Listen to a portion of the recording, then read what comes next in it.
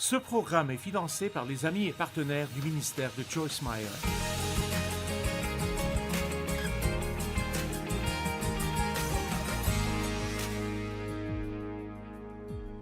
Je veux que nous regardions 2 Pierre, chapitre 1, versets 3 à 8. J'ai vraiment senti que c'était ce que j'étais censé enseigner ici. Pas seulement ici pour vous, mais pour beaucoup de gens. Cela sera diffusé à la télévision au bon moment.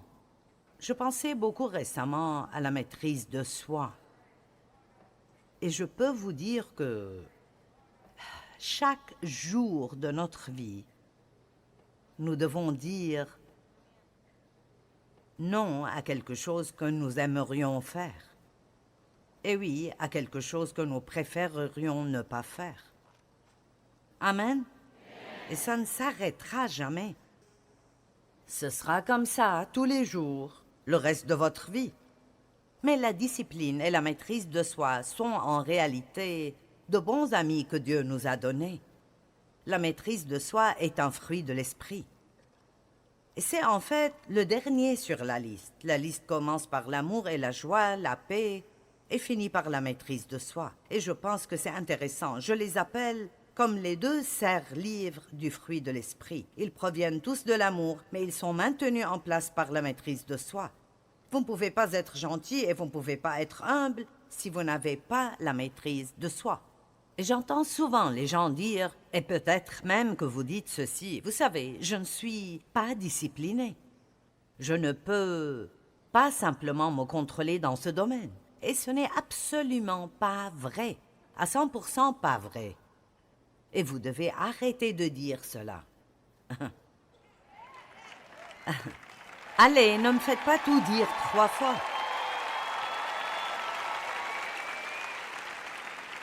Vous dites, eh bien, mais je ne peux pas. Eh bien, commencez par confesser ce que Dieu dit que vous avez. Et cela aide à renouveler votre esprit et bientôt vous commencerez à croire que vous avez ce qu'il dit que vous avez. Et alors le diable devrait s'écarter de votre chemin car vous commencerez alors à donner du fruit. Amen. Donc, vous devez dire, je suis discipliné et j'ai la maîtrise de soi et je fais ce que Dieu me dit de faire. Et s'il me dit de ne pas faire quelque chose, je ne le fais pas. Amen. Maintenant, être chrétien n'est pas pour les faibles, les lâches, les fainéants et les insensés. Nous obtenons toutes choses de Dieu. Disons que nous avons un bagage initial quand nous sommes nés de nouveau. Dieu est saint et il ne peut être nulle part qui n'est pas saint. Sa grâce fait une œuvre merveilleuse dans notre esprit pour qu'il puisse venir y vivre. Il nous purifie, il nous pardonne. Il vient habiter en nous, il nous donne sa nature, il fait de nous une nouvelle créature. Le fruit du Saint-Esprit est en nous. Mais tout vient comme une graine. J'aime ce que dit la Bible. Dans 1 Jean 3, il dit que celui qui demeure en Christ ne peut plus continuellement vivre dans le péché à dessein. Et non pas qu'il ne fait jamais rien de mal, mais il dit qu'il ne peut pas continuer délibérément à pécher parce que le Christ vit en lui. En fait, la Bible amplifiée dit « La semence divine de Dieu est en lui ». Et j'aime cela. Christ s'appelle la semence, S majuscule. Et il est en nous. Il est en nous comme une semence. Et nous savons tous que les semences doivent être arrosées et que vous devez les tenir à l'écart des mauvaises herbes et qu'elles doivent avoir le soleil. Eh bien, la parole est décrite comme l'eau de la parole. Et donc, plus nous étudions la parole, plus nous y croyons, plus ces graines, cette semence poussent et deviennent des choses que les gens peuvent voir. En fait, lorsque Dieu a commencé à travailler en moi, J'avais l'amour à l'intérieur d'après la Bible, mais je ne pouvais le trouver nulle part. Je voulais aimer les gens, mais je n'étais pas une personne très aimante ni très gentille. J'avais été blessée et je n'avais pas encore été guérie. Et alors j'étais occupée à prendre soin de moi pour m'assurer que je ne serais plus jamais blessée. Et je n'étais pas très gentille. Et Dieu a dû m'apprendre beaucoup de choses. Et plus j'étudiais la parole, plus j'apprenais. Et plus j'apprenais, plus cela me changeait. Et plus cela me changeait, plus mon comportement changeait. Dieu travaille sur nous de l'intérieur vers l'extérieur. Il plante en nous tout ce dont nous avons besoin pour vivre une belle vie. Mais maintenant, regardez ces Écritures. 2 Pierre, chapitre 1. En commençant au verset 3. Comme sa divine puissance nous a donné toutes choses, dites toutes choses, qui contribuent à la vie et à la piété, au moyen de la connaissance de celui qui nous a appelés par sa propre gloire et par sa vertu. Eh bien, je pourrais prêcher sur cette phrase toute la nuit. Nous sommes appelés à être des personnes excellentes avec un comportement excellent qui traitent les gens de manière excellente et mènent une vie excellente. Pas bâclée, pas paresseuse, pas indisciplinée, mais excellente. Et il dit qu'ils sont appelés à la gloire. Vous savez, nous ne savons pas ce que le mot gloire signifie. Le mot gloire signifie la manifestation de toutes les excellences de notre Dieu.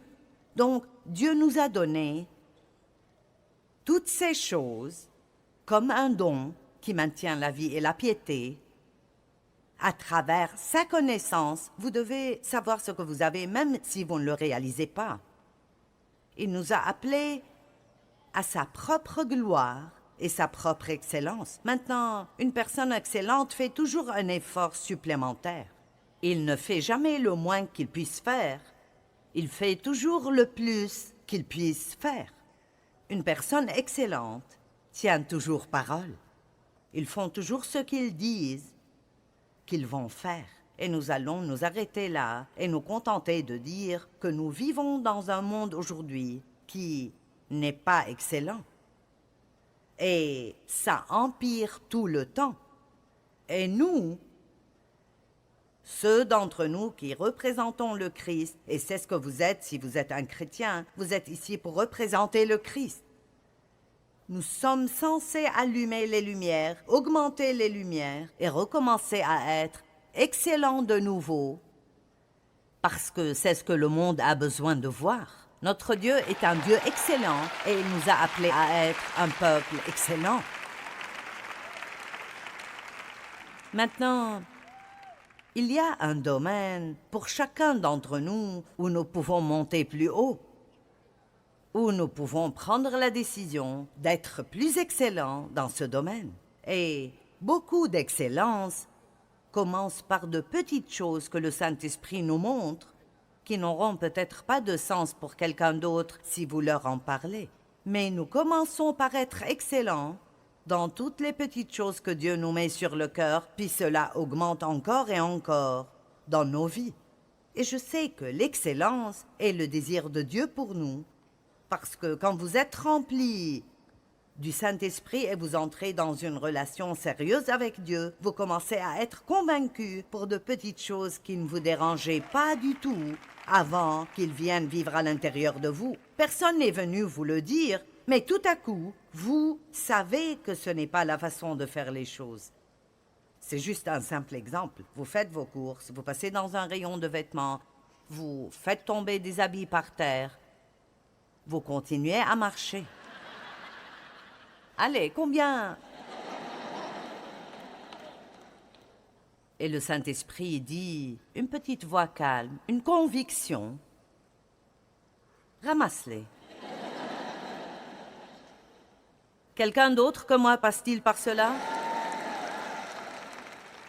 Parfois, il me fait même ramasser toutes les autres choses que les gens font tomber par terre. Maintenant, c'est là que ça commence à devenir vraiment aggravant. Je lui ai dit une fois, « Pourquoi devrais-je nettoyer leurs dégâts? » Il a dit, « Voudrais-tu que quelqu'un nettoie tes dégâts un jour? » Maintenant, écoutez-moi bien. Très souvent, lorsque Dieu nous invite, nous allons beaucoup utiliser le mot « invite », parce que c'est ainsi que le Saint-Esprit agit. Il nous invite. Il ne crie pas, il ne nous oblige pas, il ne nous menace pas. Il nous invite. Il y a juste un petit... C'est une meilleure façon de faire ça. Chaque fois que nous faisons cela,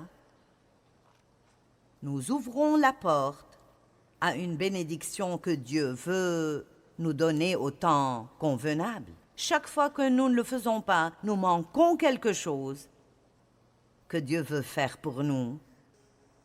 Et nous ne saurons même jamais ce que c'était jusqu'à arriver au paradis. Maintenant, certains d'entre vous peuvent penser « Oh, ce genre de choses ne fait aucune différence. » Mais je peux vous dire que la parole de Dieu est beaucoup plus pratique et bonne pour notre vie quotidienne que ce que nous pensons. N'essayez pas de prendre la Bible pour en faire quelque chose de doctrinal, profond, qui flotte quelque part ici, ou quand vous partez, vous ne savez même pas ce que les gens ont dit. Mon Dieu, c'était profond. Qu'est-ce que tu entends par profond? Eh bien, je n'ai rien compris, alors ça devait être vraiment profond. Eh bien, je vais vous dire une chose dont vous vous souviendrez.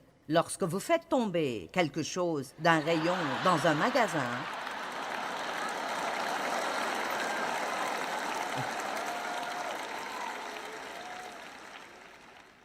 ramassez-le et remettez-le là où il était. Amen? Ce n'est qu'un exemple, mais combien d'entre vous sont d'accord pour dire que si vous n'êtes pas excellent dans les petites choses, quand personne ne regarde, c'est ici que le caractère est testé. Ce n'est pas ce que vous faites le dimanche devant vos amis chrétiens. Si vous voulez savoir qui est un vrai chrétien, allez voir chez eux. Mais voici l'essentiel. Nous devons avoir une crainte et un respect révérentiel parce que Dieu nous regarde tout le temps. Et je ne parle pas d'avoir peur de Dieu. Dieu nous aime, il ne veut pas nous faire de mal. Mais si nous voulons vraiment vivre pour lui plaire, ayons alors une certaine crainte révérentielle de ne pas lui faire plaisir. Et donc, s'il me pousse à faire quelque chose, la Bible nous dit de ne pas faire ce qui est juste pour plaire aux gens, mais pour plaire à Dieu. Nous avons des employés formidables, et je ne veux pas dire cela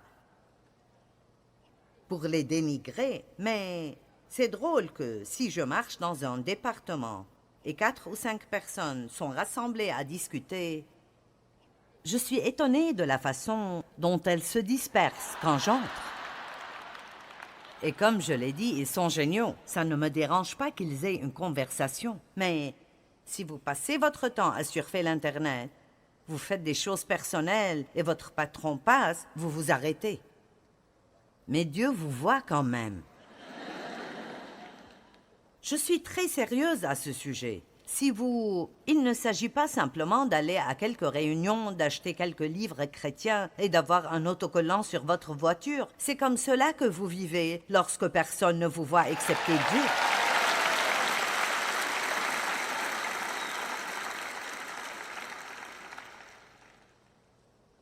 Alors allons-y.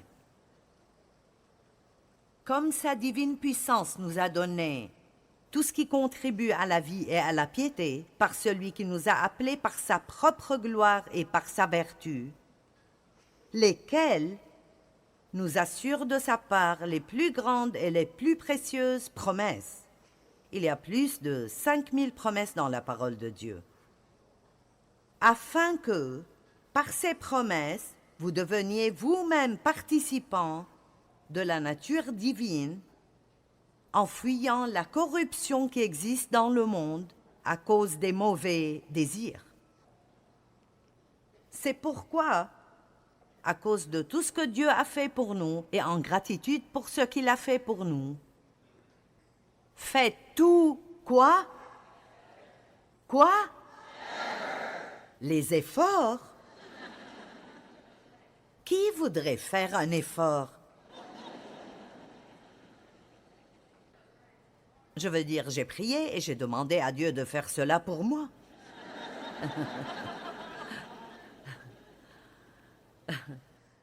Je crois en la prière, mais vous savez ce que je découvre?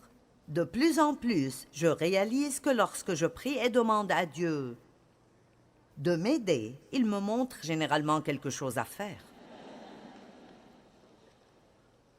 Pas tout le temps, parfois je ne peux rien faire, mais parfois je dis « Oh Dieu, je suis si fatiguée tout le temps, Dieu, s'il te plaît, guéris-moi. » Eh bien, va au lit et dors un peu. Il existe des solutions simples à certains de nos problèmes énormes. Amen. Oh Dieu, je suis si fatiguée, je me sens tellement mal. Je ne sais pas ce qui ne va pas en moi. Ne mangez pas 1 kilo de sucre tous les jours. D'accord, je passe à autre chose.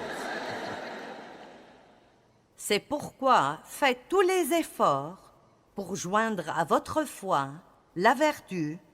Maintenant, la vertu veut dire le caractère chrétien. Ça veut dire le développement du caractère chrétien.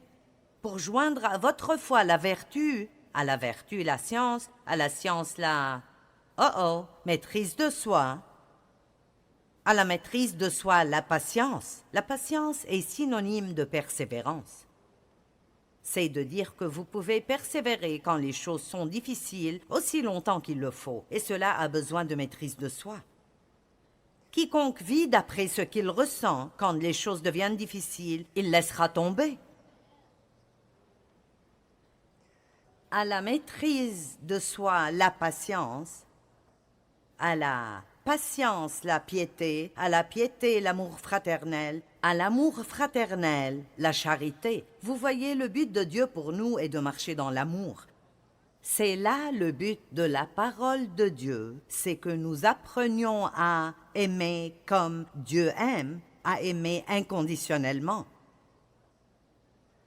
Et l'amour est un effort, il vous coûtera toujours quelque chose. C'est facile d'aimer des personnes faciles à aimer. Mais Dieu nous demande d'aimer des personnes difficiles à aimer. Et ils ne sont pas faciles à aimer car ils n'ont pas été aimés, ils ont été blessés et ils ont besoin de voir l'amour de Dieu. Et ils ne vont pas le voir à moins qu'un chrétien ne le leur montre.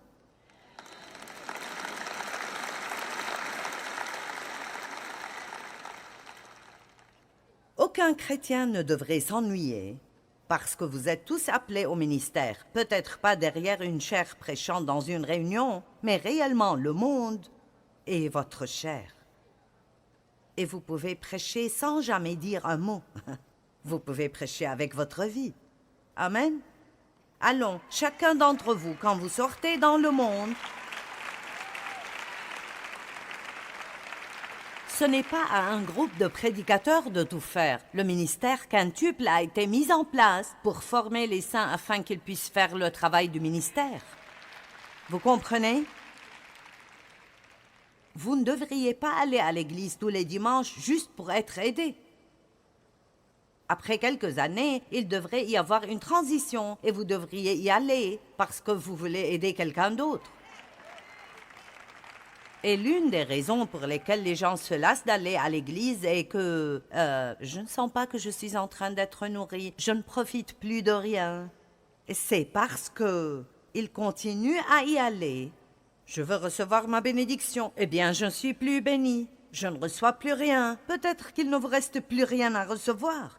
Peut-être que vous devriez commencer à donner quelque chose. Peut-être que vous devriez aller à l'église le dimanche en priant « Mon Dieu, montre-moi aujourd'hui quelqu'un que je pourrais aider. »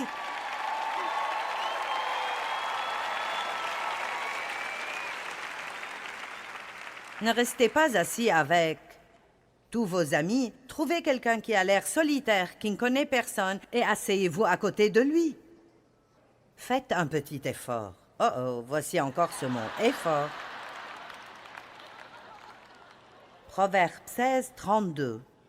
Celui qui est lent à la colère vaut mieux qu'un héros, et celui qui est maître de lui-même que celui qui prend des villes entières.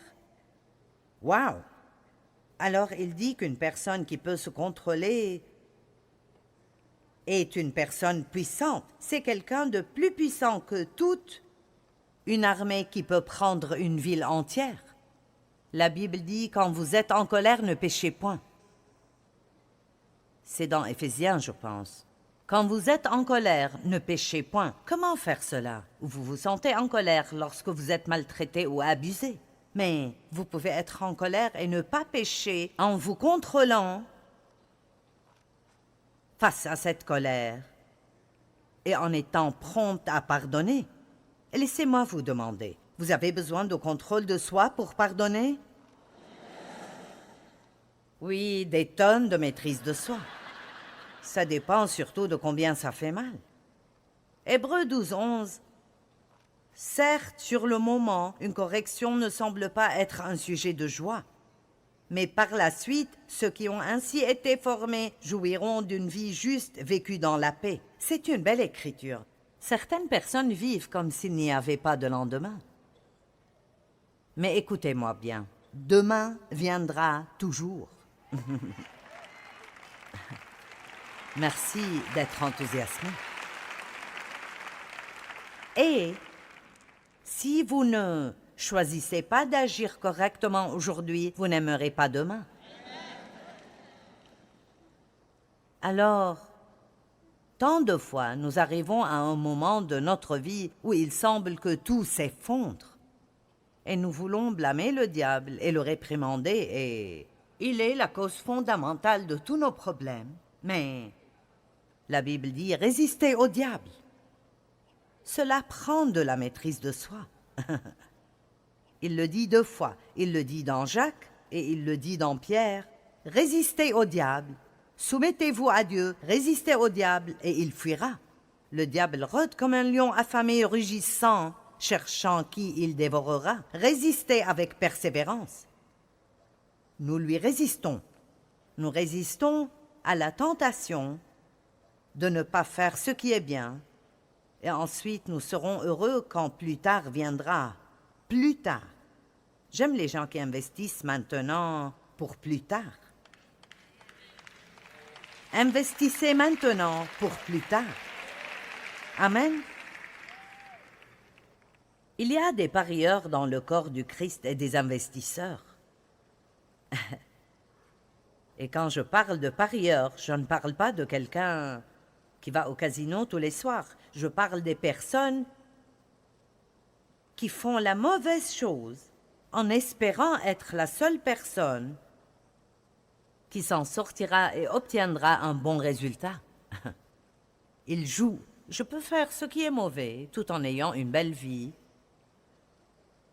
et un bon résultat. Mais il y a aussi les investisseurs qui souffrent un peu maintenant. Ils disent non à leur chair et souffrent un peu de ce côté, car ils savent que s'ils investissent maintenant, cela donnera des résultats plus tard. Amen. Eh bien, il n'y a pas mieux que de savoir que vous avez agi correctement. Ça vous donne une paix merveilleuse. Dieu veut que nous agissions avec excellence, en ayant la discipline pour tenir parole et faire le 1000 supplémentaire. Nous avons la discipline et la maîtrise de soi, mais nous devons les développer.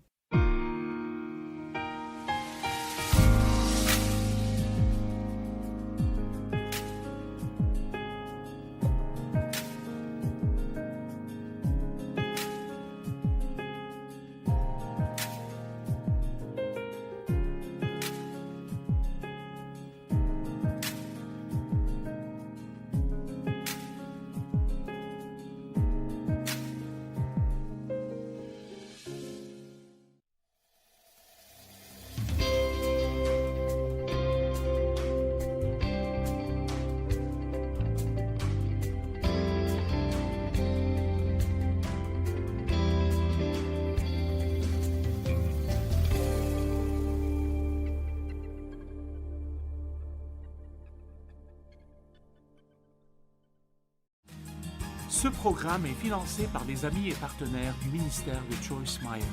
Si les gens vous ont fait du mal, la première chose que Dieu demande est que vous leur pardonniez. Et la partie qui fait vraiment mal, que vous les bénissiez.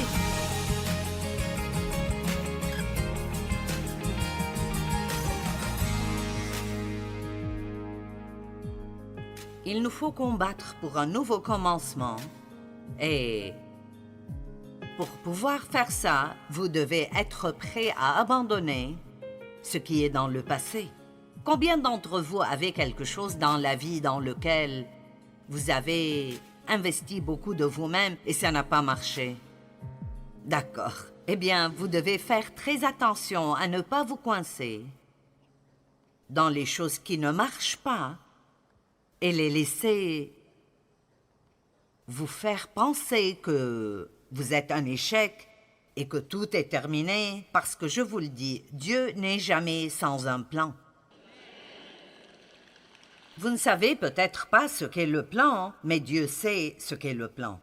Maintenant, dans le livre de Samuel, il y a 1 et 2 Samuel. Nous lisons à propos du roi Saul. Dieu n'a jamais voulu que le peuple ait un roi.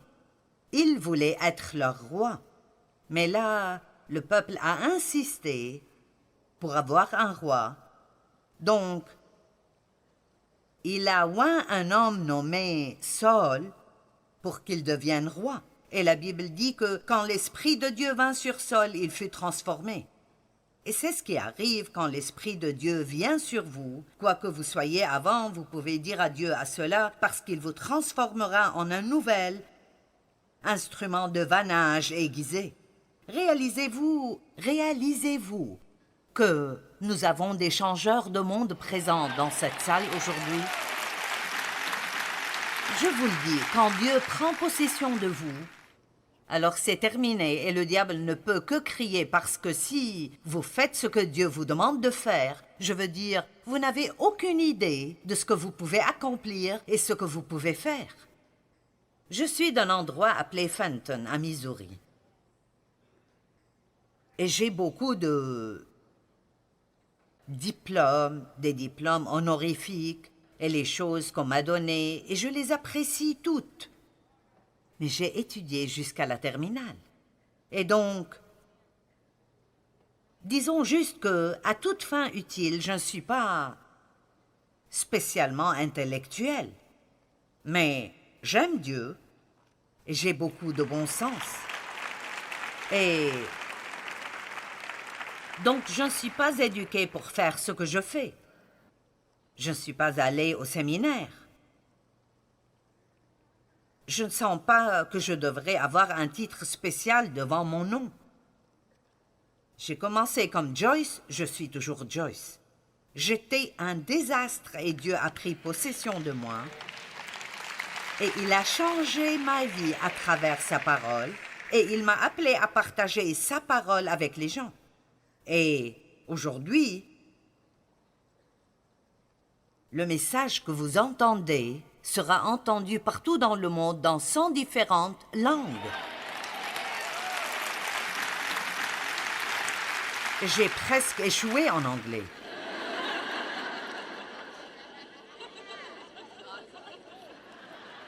Je me moquais de si c'était un nom ou un pronom ou un verbe. Je voulais juste parler. Et donc, maintenant, les gens pensent que je connais toutes ces langues. Je travaille encore sur l'anglais. J'essaie de vous expliquer que, vraiment, honnêtement, c'est Dieu qui vous rend spéciaux. Et vous n'avez pas besoin d'avoir beaucoup de trucs spéciaux dans votre vie pour que Dieu puisse vous utiliser. Tout ce que vous devez être et être disponible. Me voici, Dieu. Utilise-moi. Envoie-moi. Mais vous ne pouvez pas être coincé à pleurer à cause de chaque erreur que vous avez faite. Vous ne pouvez pas avoir une mentalité de victime. Mes parents ne m'ont pas bien traité, je n'ai pas reçu de bonne éducation, je n'ai pas été à l'université, je n'ai pas fait ceci, je n'ai pas fait cela. Ce que vous n'avez pas n'est pas important si vous avez Jésus dans votre vie. Vous comprenez cela? Si vous avez une bonne relation personnelle avec Jésus, Vous avez alors tout ce qu'il vous faut pour faire quelque chose de grand. J'ai dit grand, quelque chose de grand de votre vie. Donc, Dieu a oint Saul pour qu'il devienne roi. Et Saul était partiellement obéissant, mais il n'était pas complètement obéissant. Il a fait la plupart de ce que Dieu lui a dit de faire et un petit peu de ce qu'il voulait faire.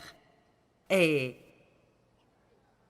il a fait cela encore et encore jusqu'à ce que Dieu dise « Tu ne seras pas roi ». Il a perdu son opportunité à cause de la désobéissance. Eh bien, le prophète Samuel a investi beaucoup de temps dans Saul et il l'aimait. Il avait prié pour lui et avait travaillé avec lui. Et donc, quand Saul a perdu l'opportunité d'être roi, Samuel était en deuil. Il était en deuil. Quand nous avons une perte dans notre vie, nous sommes en deuil à cause de ces pertes. Et c'est bon de le faire, mais faites attention de ne pas laisser un esprit de deuil entrer dans votre vie et le garder le restant de votre vie. Parce que si vous le faites, ça vous empêchera d'abandonner ce qui est en arrière et de vous tendre vers les choses qui vous attendent. Je me souviens d'une histoire qu'une femme m'a dite. Son fils adolescent a eu le cancer et ils ont tout fait. Tout le monde a prié. Ils ont fait tous les traitements. Et il est quand même mort. Et donc, elle était en deuil et avait de la douleur. Et un jour, qu'elle lavait le linge sale, et elle a dit... J'ai vraiment senti qu'il y avait un esprit de deuil qui essayait de m'envelopper. Et elle a dit, je me suis enveloppée d'un vêtement et a dit, ceci est mon vêtement de louange et je ne vivrai pas dans le deuil. Et elle a commencé à danser dans sa cave en revêtant ce vêtement. Vous savez, vous devez faire savoir au diable que quoi qu'il ait pu vous faire dans le passé et quoi qu'il ait pris ou volé, vous allez mettre votre foi en Dieu et Dieu vous le rendra non seulement une fois, mais il rendra le double de ce que l'ennemi a pris. Et quand vous passez à travers le deuil et le chagrin, oh, c'est si bon quand la joie vient. Vous savez, nous connaissons la joie parce que nous connaissons la tristesse. Une fois... Je suis allée avec ma fille à une station thermale pour un soin de visage. Et je ne sais pas comment, mais j'ai perdu ma bague de mariage.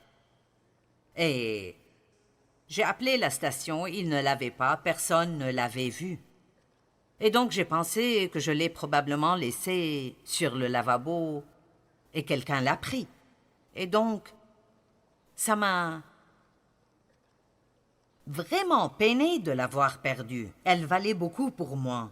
Et donc, il y avait une période de chagrin. Et donc, j'ai finalement dit, « Seigneur, c'est juste une chose. Et je pourrais vivre sans cette chose. » Et donc, j'ai continué ma journée. Et 2 ou 3 mois sont passés. Et ma fille qui était avec moi m'a appelé un jour. Et elle a dit, « Devine ce que j'ai trouvé. » J'ai dit, « Quoi ?» Elle a dit, j'ai trouvé ta bague, elle était dans mon sac. Et j'ai pensé, pourquoi serait-elle dans ton sac? Et là, nous avons réalisé, le sac qu'elle avait m'appartenait à un moment et je le lui avais donné. Donc, quand j'ai enlevé ma bague, j'ai regardé le sac, j'ai pensé que c'était le mien et je l'ai mis dans son sac. Elle est rentrée chez elle, a enlevé ce qui était dedans et ne l'a plus utilisé pendant des mois. Et moi, j'étais si ravie parce que j'ai retrouvé ma bague. Eh bien, voici l'essentiel. Je n'aurais pas fait l'expérience de cette joie si je n'avais pas connu la perte. Et je veux que vous compreniez ceci et que vous le croyiez. Certains d'entre vous ont eu des pertes horribles dans votre vie. Vous avez enduré des tragédies, des injustices. Des choses sont arrivées avec vous qui ne sont pas justes. Et ça a été difficile. Mais oh, vous savez où je veux en venir? Oh, je vous le dis, si vous n'avez pas une attitude amère et vous ne prenez pas la mentalité de victime, et vous marchez dans l'amour pour Dieu, et vous lui obéissez, et vous continuez d'essayer d'aider les gens, oh, votre récompense viendra, et vous serez remplis de joie. Donc, ne regardez pas ce que vous avez perdu, regardez ce qui peut arriver dans votre avenir. Marthe a dit à Jésus, son frère Lazare est mort, et elle a dit, Jésus, Lazare est mort. Si tu avais été là, il ne serait pas mort. Et Jésus a dit, il sera ressuscité. Marthe, regardez ce qui est arrivé. Jésus, regardez ce qui pourrait arriver. Allez-vous continuer à regarder ce qui est arrivé ou voulez-vous être dans l'anticipation de ce que Dieu fera dans votre vie? Mais, écoutez bien où ça ne marchera pas. Vous ne pouvez pas avoir une mauvaise attitude et aussi avoir la grande vie que Dieu veut vous donner.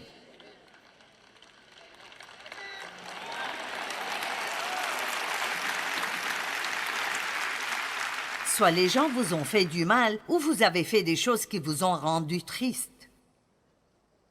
Et si les gens vous ont fait du mal, la première chose que Dieu demande est que vous leur pardonniez. Et la partie qui fait vraiment mal, que vous les bénissiez.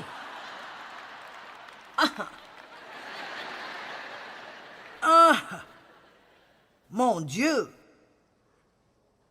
Lisons-le, Luc 6, en commençant au verset 27. Mais je vous dis, à vous qui m'écoutez, aimez vos ennemis, faites du bien à ceux qui vous haïssent. Je n'invente pas ça, c'est comme... Vous dites, tu plaisantes, Dieu. Bénissez ceux qui vous maudissent. Priez pour ceux qui vous maltraitent. Si quelqu'un te frappe sur une joue, présente-lui aussi l'autre. Si quelqu'un prend ton manteau, donne-lui aussi ta tunique. Donne à quiconque te demande et ne réclame pas ton bien à celui qui s'en empare. D'accord. Ce que vous voulez que les hommes fassent pour vous, faites-le de même pour eux. Mon Dieu, et si tout le monde vivait comme ceci? Traitez les autres comme vous voulez qu'ils vous traitent. Je vais lire ceci parce que nous avons besoin de l'entendre. Si vous aimez ceux qui vous aiment, quel gré vous en saura-t-on? Les pécheurs aussi aiment ceux qui les aiment. Si vous faites du bien à ceux qui vous font du bien, quel gré vous en saura-t-on? Les pécheurs aussi agissent de même. Et si vous prêtez à ceux de qui vous espérez recevoir, quel gré vous en saura-t-on? Les pécheurs aussi prêtent aux pécheurs.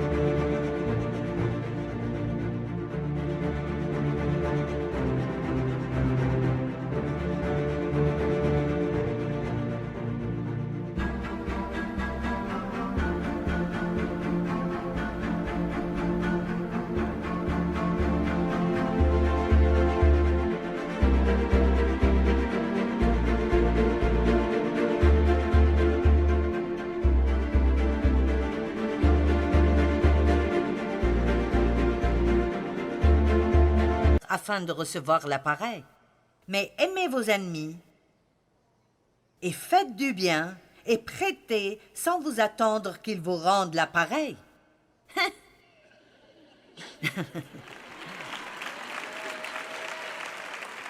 Savez-vous ce que nous faisons quand quelqu'un avec qui nous avons bien agi nous maltraite? Après tout ce que j'ai fait pour toi? Mais si je lis ça bien, il dit non, non, non, non, non, non. Ne faites pas de choses pour les gens en vous attendant à ce qu'ils vous rendent l'appareil. Vous le faites pour Dieu et vous vous attendez à ce que votre récompense vienne de Dieu. Vous ne serez peut-être pas récompensé par la personne en question. Ce seront peut-être les personnes qui profiteront de vous et vous blesseront. Mais si vous gardez, si vous gardez une bonne attitude et vous faites ce que Dieu vous demande de faire, il n'y a pas de démon en enfer qui pourrait vous arrêter d'être béni. Amen. Est-ce que vous êtes d'accord avec moi là-haut? Et ceux qui sont là-bas derrière tout en haut, vous êtes d'accord avec moi? Faites-le savoir. Mais Joyce, c'est tellement dur. C'est une excuse que nous devons arrêter d'utiliser. Parce que nous sommes moins pour ce qui est difficile. Nous n'avons pas besoin du Saint-Esprit pour faire des choses faciles. Mais il n'y a rien que nous ne pouvons pas faire que Dieu veut que nous fassions. Si nous apprenons comment dépendre de Dieu et ne pas dépendre de nous-mêmes et de notre propre capacité de réussir, je dis ici qu'il n'y a rien que vous ne pouvez pas faire. Dieu ne permettra jamais plus que vous pouvez supporter. Vous pensez peut-être que vous êtes dedans jusqu'au cou et vous dites juste « je ne peux pas faire ceci et je ne vais pas y arriver ». Eh bien, vous y arriverez. Parce qu'il y a eu tellement de choses que je pensais que je ne traverserais jamais et je suis toujours là. Et combien d'entre vous peuvent-ils dire la même chose? Vous êtes passé par des choses qui sont très difficiles, mais vous êtes toujours là. Et votre récompense sera grande.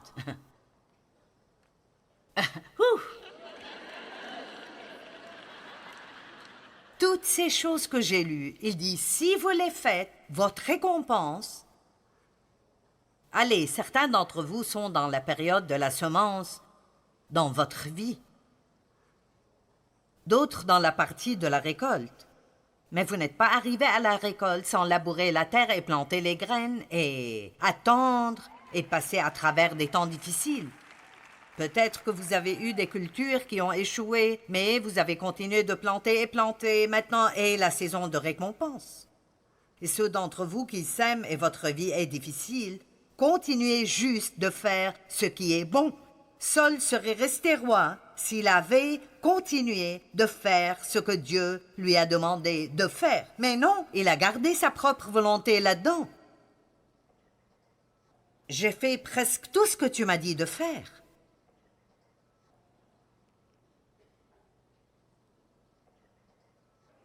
Votre récompense sera grande et vous serez fils du Dieu très haut.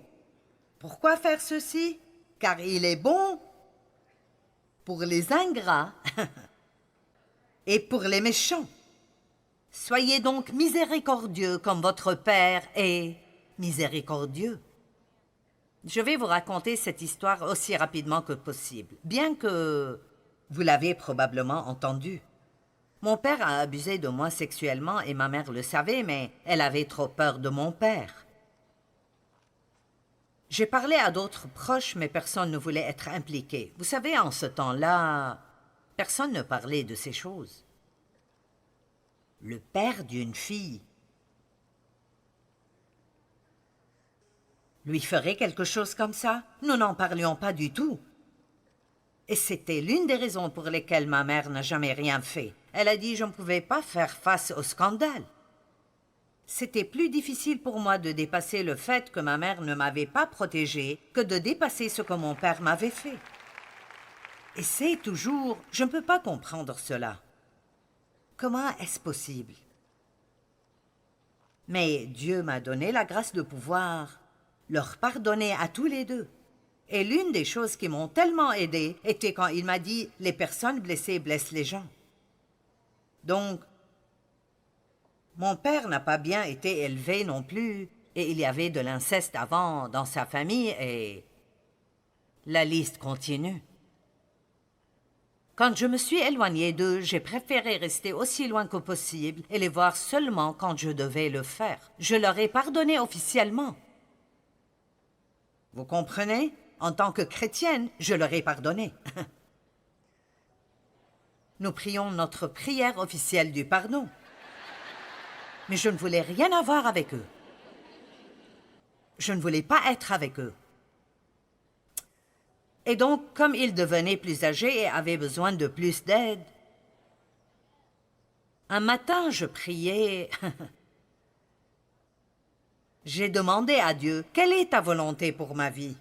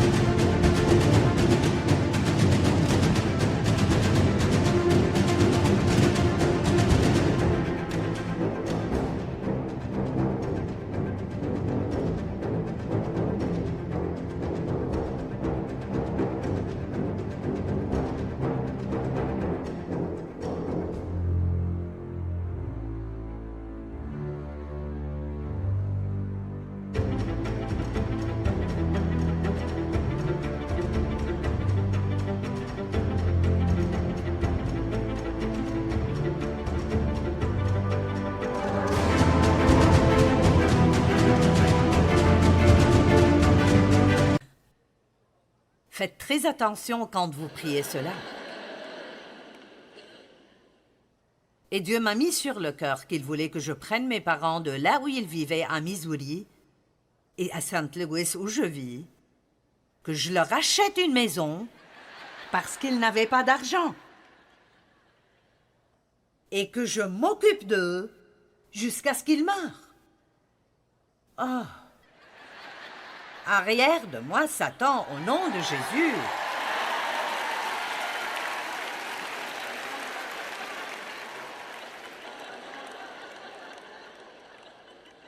Certains de vous essayent de chasser le diable, et ce n'est pas le diable. Quand c'est dur, ça ne veut pas dire que c'est le diable. De toute façon, c'est une longue histoire, et je la raconte souvent, mais... c'est juste un très bon exemple. Je ne sais pas comment, mais Dieu m'a donné la grâce de faire ce qu'il m'a demandé de faire. Et je peux vous dire que je pense que quand on parle de puissance contre le diable et puissance avec Dieu, je pense que c'est probablement la plus grande chose que Dieu m'ait donné la capacité de faire. Quand vous pouvez trouver la grâce de Dieu pour aimer quelqu'un qui vous a fait cela, et pour dépenser votre argent sur eux et prendre soin d'eux, et le faire pendant longtemps, là, ça prend beaucoup de Dieu. Si vous faites ce que Dieu vous dit de faire, votre récompense sera tellement grande. J'essaie de faire que certaines personnes prennent cette décision aujourd'hui.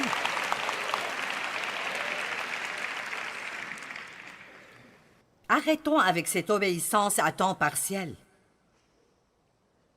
Combien d'entre vous pensent qu'il y a de la puissance dans le nom de Jésus? Eh bien, devinez quoi? Je n'ai pas eu le nom de famille de Dave quand nous sortions ensemble. Ce n'était qu'après avoir dit le oui, jusqu'à ce que la mort nous sépare, que j'ai eu son nom. Vous savez, je n'avais pas d'argent quand j'ai épousé Dave, et il avait un peu d'argent. Et quand j'ai dit oui, j'ai eu de l'argent. Je n'avais pas de voiture. Dave avait une voiture. Dès que j'ai dit oui, j'ai eu une voiture. Mais je ne l'avais pas quand nous sortions ensemble. Allez, si vous ne faites que sortir avec Jésus...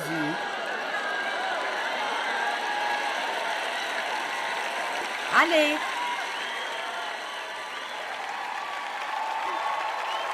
Non, non, vous devez...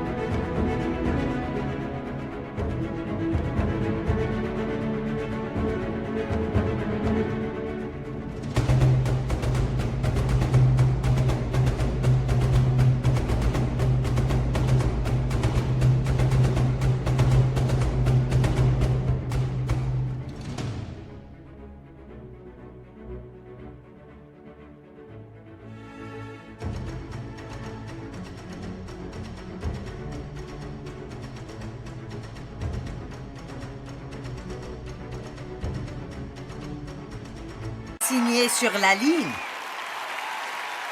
Oui. Et je ne sais même pas ce pourquoi je dis oui. Mais Dieu, la réponse est oui. Pourquoi?